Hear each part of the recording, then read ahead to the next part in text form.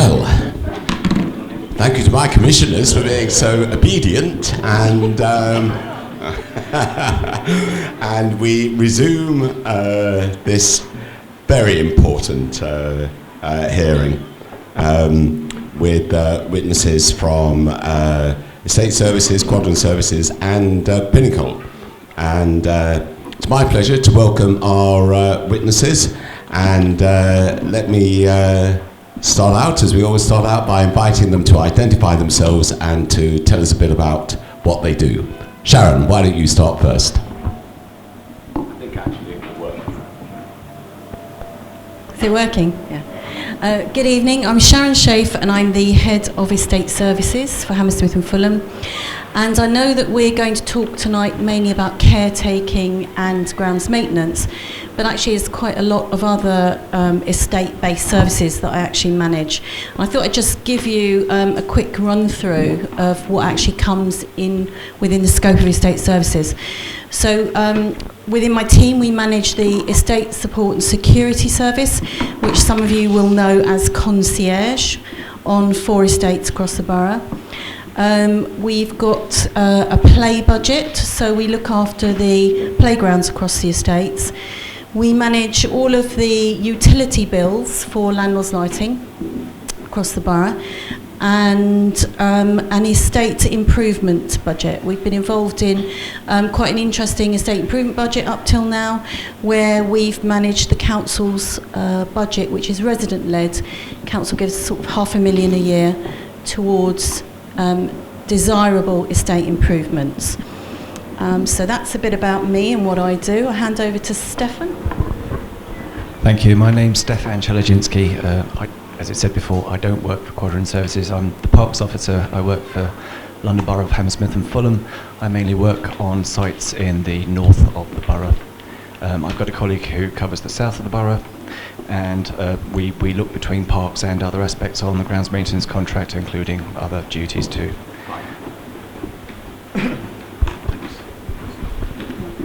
Hello, hi everybody. My name's Simon Messenger. I'm Pinnacle's contract director here in the Fulham area. I'm responsible for the housing management service that we provide and have been since our contract started 2 years ago. I also have a relationship with our in-house caretaking team. I'm like an internal client, as you say, so they kind of report up through me to our directorate in Pinnacle. So that's basically what I do here. Thank you. Well, thank you very much indeed for that introduction, and again, a warm welcome. I think the first question is to Simon, and it's from Matthias. You need the mic, I think, Matthias. Simon, what do estate services cover? How much do these services cost? How are they organized? And what are the main operational issues? Thanks, Matthias. Just to repeat what Sharon said before, estate services actually covers a wide range of services, and I'm here to talk about the caretaking side. So if I'll explain what the caretaking contract covers. The caretaking contract covers general block and estate cleaning, in addition to graffiti removal, bulk refuse removal, such as fly tipping. We also deliver an annual service of specialist cleans. This includes things like floor care, wall washes where appropriate, communal windows, shoot rooms and shoots, things like that. That's an annual programme. In addition to this, we also we do the cleaning and caretaking in the sheltered schemes. So that's roughly in a nutshell what the caretaking service is. The price of the contract, the cost to the council was 2.8 million. That was the price that we put in our tender 2 years ago. It increases each year in line with the consumer price index, inflation. Each year we actually reduce the uplift by 0.5%. So if there's a CPI uplift of 1%, we will only take 0.5 of it, and the other 0.5% goes into what we call the community pot. And that is a fund that builds up on a monthly basis, where we come and talk to residents about what you would like it spent on. So that works for the house management and caretaking contract. So that's basically our price, all wrapped up in a nutshell. How the services are organised, we have broadly 4 teams. One in Hammersmith North, they do White City area. We have the Fulham North, a Fulham South area, and then we have a team that deals with some gap sites, the sheltered blocks, and the specialist clean, the annual specialist clean that I told you about earlier. Those 4 teams range from roughly 15 to 20 caretakers each with a performance manager, and each of these 4 performance managers report through to a contract manager, who then reports through to a business manager. For the specialist cleans, there's an annual programme, so every week of the year they will be doing a specialist clean in a particular block or estate. Each week the performance managers and the contract managers get together and undertake what we call a resource review, just to make sure we all know how many caretakers we have in which particular area for that particular week, due to things like annual leave and sickness. We need to know when we need to get some temps in, for example. That's a relatively new arrangement, and that seems to be working quite well.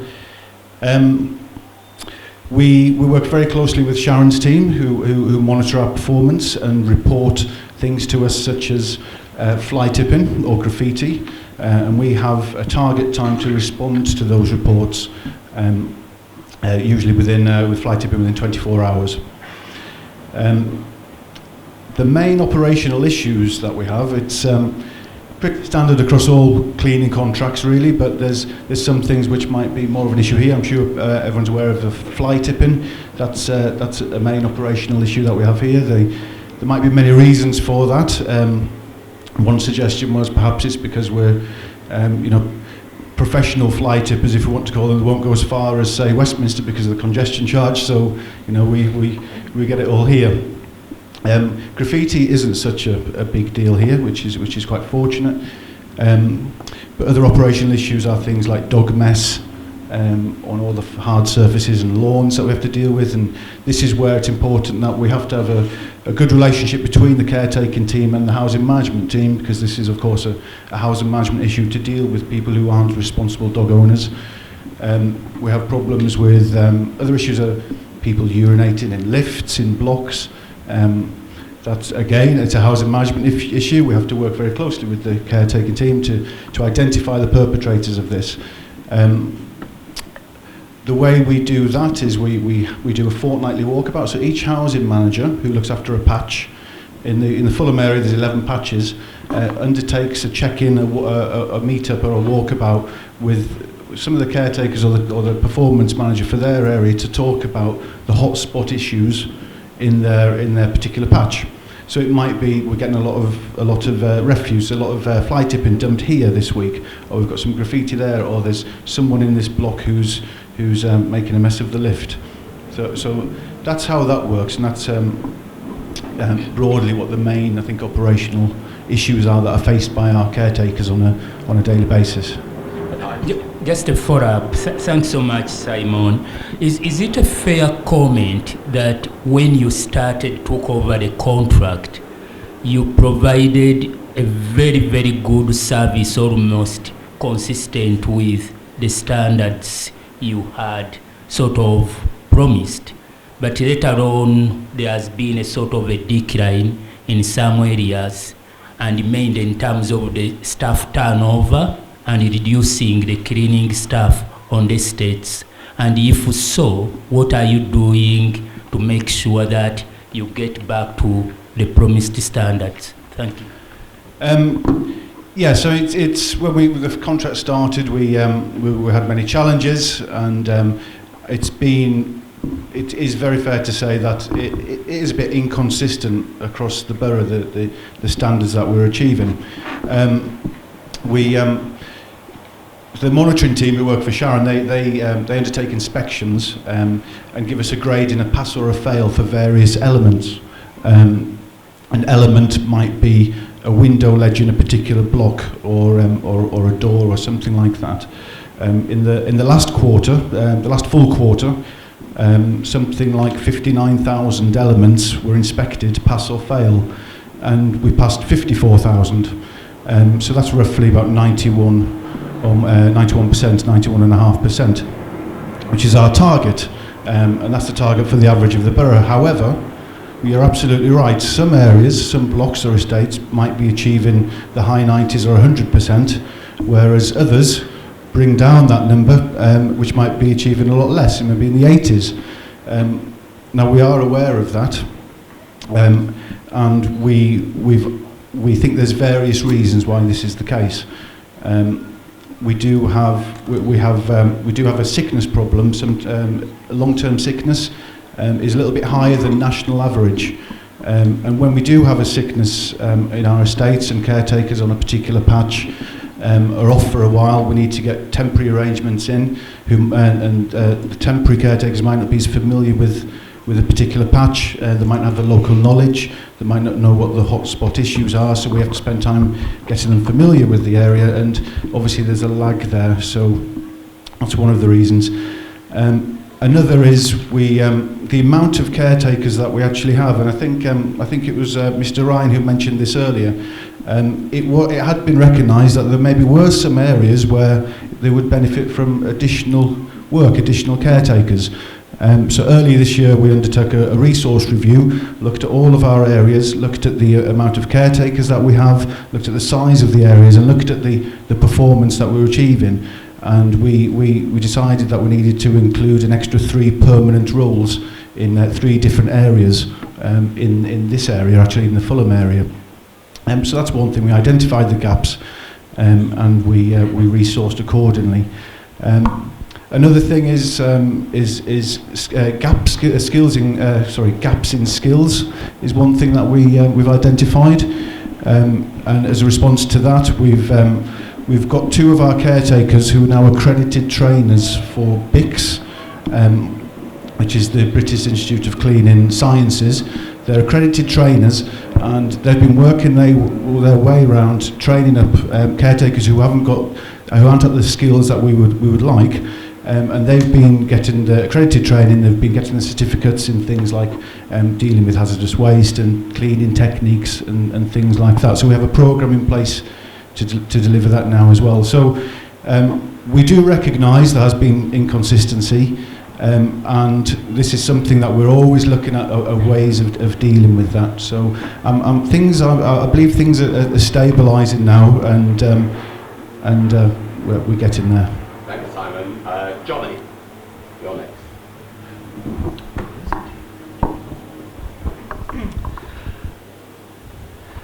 Yes, okay, Sharon. Sorry about that. Are you able to say what the main issues with the estate services are for tenants and similarly for leaseholders? I think that Simon has already reflected on the physical issues, such as antisocial behaviour. I think there are gaps in our service where we aren't very good, perhaps, at collecting customer satisfaction and customer feedback, and we need to get a bit more tech savvy and a little more people fronting, and actually collect a wider range of residents' personal feedback on their satisfaction with the services and what they'd like us to do differently. One of the ways that we hope to address that is through the existing estate services contract, because it is part of Pinnacle's responsibility to meet with tenants and residents' representatives to agree local priorities for their estates. So Simon is now pulling together a programme for that, so that we can get those dates put in the calendar with all of the tenants' reps. So I think that's one of the issues, about not actually having a real picture about customer satisfaction.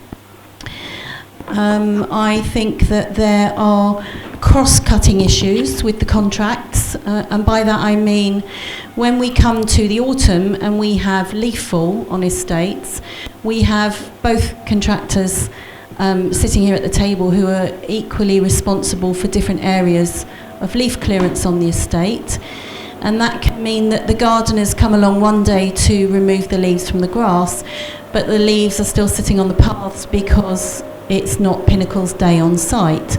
So we have some of those shared responsibilities that if we approach those work areas in a different way, we could actually get much better service.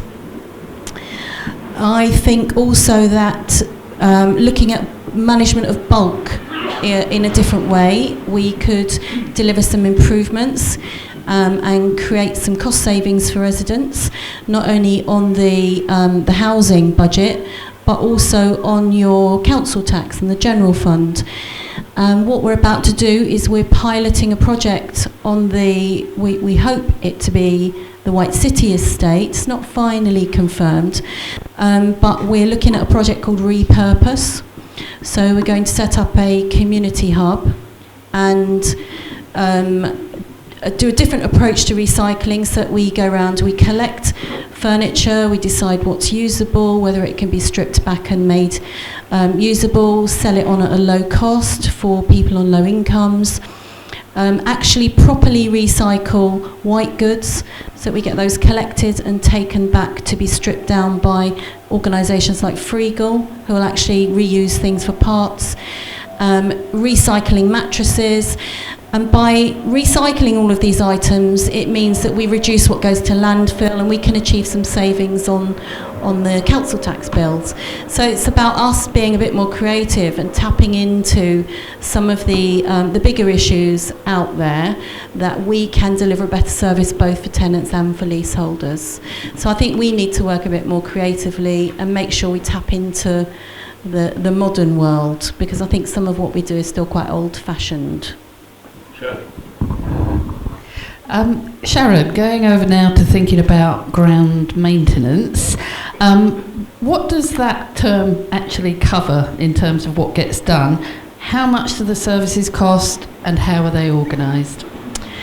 The ground maintenance contract obviously is currently with Quadrant Services, and it's a shared contract with the resident services, so they deal with the parks, cemeteries, schools, etc. across the borough.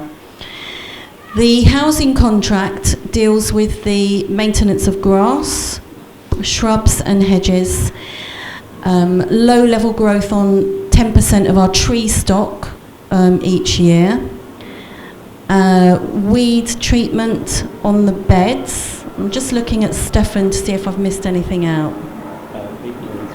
Leaf clearance from soft surfaces once we get the leaf fall period, normally from about October through to January. The contract, housing's share of the contract, we have a budget of around £800,000. The majority of that is dedicated to the programmed maintenance. So by that I mean all of the grass cutting, which takes place on a regular cycle, hedge and shrubs twice a year.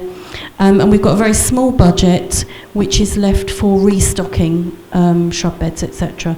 So if plants die, to pull them out and refresh them. Shirley, anything more? Sophia. Stefan, what are the main operational issues? I'm not sure this question was aimed at me, because I think that it was on the understanding that I work for Quadrant Services, so I'm not answering